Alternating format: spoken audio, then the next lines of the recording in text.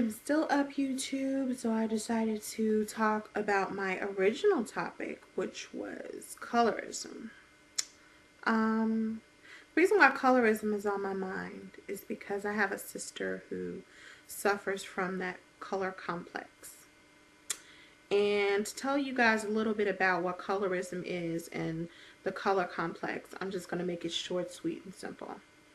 It's basically when a light skinned person is pitted against a dark skinned person. We're talking about African Americans, but I'm sure that it probably does exist in other races other races. But basically, of course, obviously, as an African American, I'm talking about African American women. My sister has a serious problem with light skinned women. She cannot stand them. She can't stand me. And it's been going on for years. And my sister and I, it's not sibling rivalry because my sister is 17 years older than I am. My mom got married when she was 14, and yes, she was from Mississippi. My mom was from Mississippi. She got married at 14. She had her first baby at 16. She had 4 children, all 1 year apart. And so when I came along, it was like my mom thought she was going through the change. So I basically grew up by myself, and my sister never could stand me. She always hated me.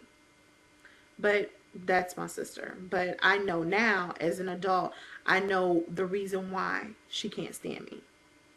And for so many years, I kind of never really said anything or tried to overlook her issues because I mean, all the time, it's sickening because it's like every single time I would have a conversation with her, she had something to say about light-skinned women.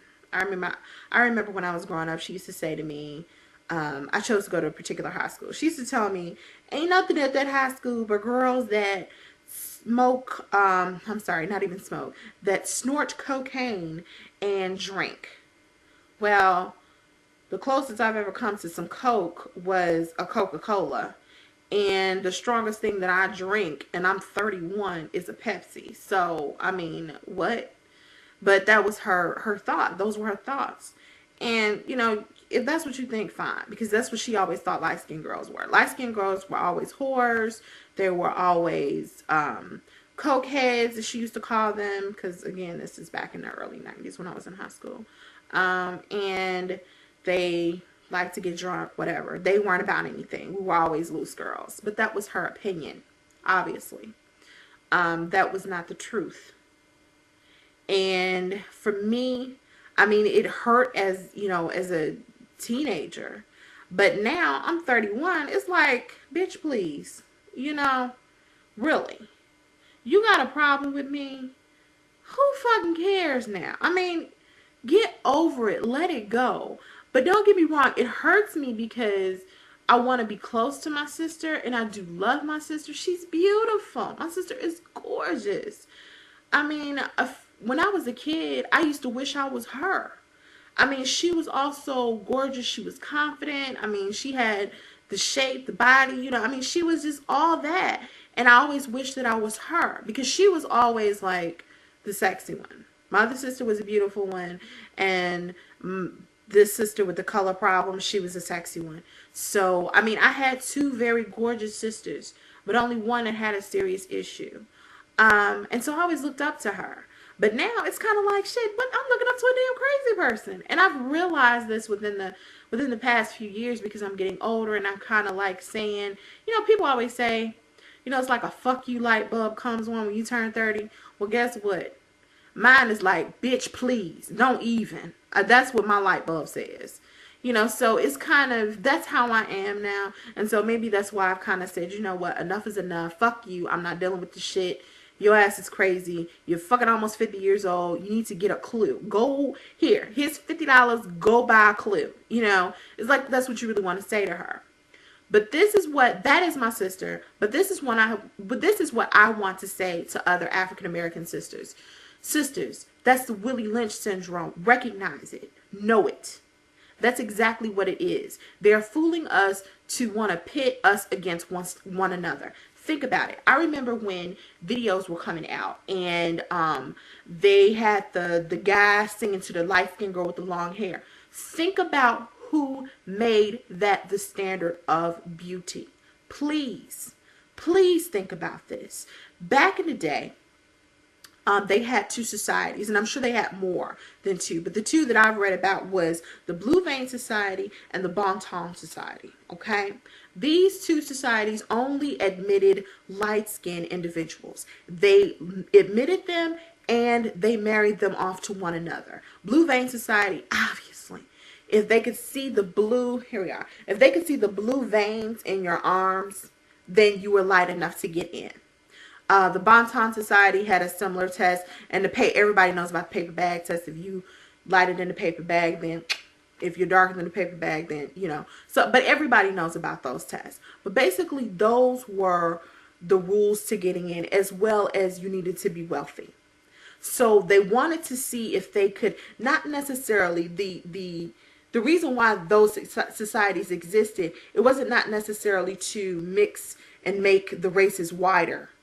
It was to make like a whole kind of sub race, I guess you can say, of very fair light-skinned African Americans, and that's what they wanted to do. Now, another version of the craziness was these quadroon and octoroon balls. These balls were given so that the mothers of quadroon and octoroon women could go ahead and be mistresses of wealthy white men. These men had homes, plantations, and everything, and what they would do is they would attend these balls and they would view these women.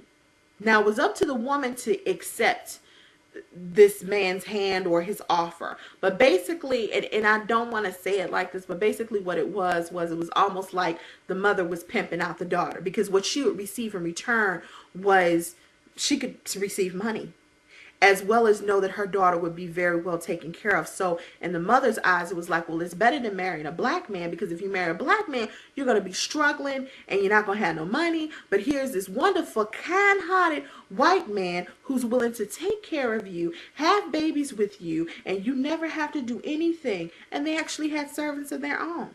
So they were taken care of really, really well. And so that was then, though. That was then, and that was the idea behind it. But again, remember, that was back in the day when we were not aware of who we are. Today, we have no reason to not be aware of who we are, how beautiful we are, and how strong we are. And we are. And sisters, let's embrace one another instead of, trying to say, okay, I don't like her because she's light, or I don't like her because she's dark. Embrace that sister.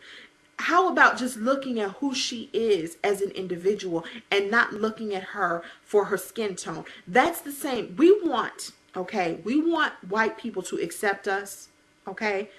Majority of us. I'm not going to get in deep with that, but the majority of us would like to have white people accept us, okay? That's what we want. We would like that acceptance, not necessarily looking at us as in 3/4 of a human. I'm sorry, I don't know what the whole thing was, but partial human or whatever. We don't want that. We never wanted that. We always wanted to be accepted as individuals. So if we want that same acceptance from white people, why can't we accept each other as black people? Accept one another. And I mean, because for you to dislike somebody because of their color is absolutely absurd. You need to get over it, get over yourselves, love yourselves for all that you are, understand who you are, and embrace your sister. Regardless of what color she is, embrace her. Know that she is beautiful, know that she is wonderful, and you just might find that she can become your confidant. My soapbox again. Anyway, I think I've said my piece for the night. I'm going to try to go get me some sleep. Take care.